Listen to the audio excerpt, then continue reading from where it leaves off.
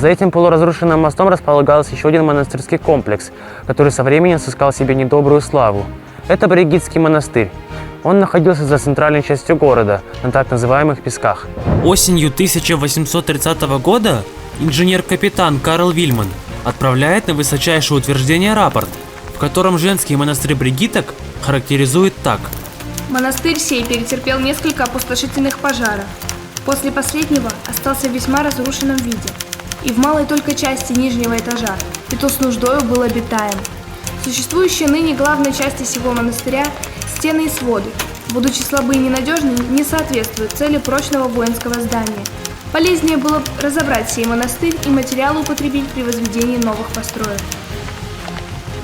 Но монастырский комплекс уцелел.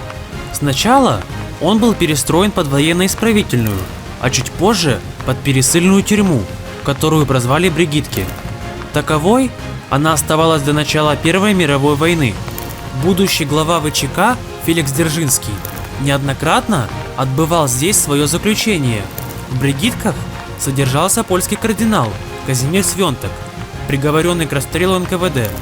В 1941 году его спасли от казни немцы. Однако уже в 1944, после освобождения Бреста, советские войска достали его из камеры смертников Брестской городской тюрьмы, куда его бросила гестапо. Советские власти пересмотрели смертный приговор беспокойному Ксензу и отправили его в лагеря Сибири на 10 лет. В 1938 году узником Бригитской тюрьмы был и лидер ОУН Степан Бандера. Год спустя, незадолго до вступления в Брест частей Гудериана, польские власти амнистировали всех заключенных, в том числе и Бандеру. Эти руины – остаток комплекса коллегиума иезуитов с костелом. Он был построен во второй половине 17 века, занимал целый квартал, примыкавший к городскому рынку. При монастыре действовали библиотека с читальным залом и аптека. В 30-е годы 19 века комплекс приспособлен под комендантское ведомство с квартирами для служащих. Также здесь были устроены императорские апартаменты, где августейшие особы останавливались во время визитов в крепость. Позже здание использовалось как инженерное управление. Две мировые войны не пощадили иезуитские постройки. От величественных зданий остались только такие руины. А эти руины на Госпитальном острове являются немыми свидетелями некогда величественного комплекса сразу двух католических монастырей – бернардинцев и бернардинок. Они являлись главными сооружениями Волынского предместья в Брест-Литовске и составляли единый архитектурный ансамбль, организованный вокруг площади, которая соединялась с центральной частью города Бернардинским мостом. При монастырях были свои сады, а у монахов даже действовала своя пекарня. Осенью 1830 года инженер-капитан Карл Вильман подготовил первые чертежи, включавшие планы, фасады и профили зданий монастырей Бернардинок и Бригиток.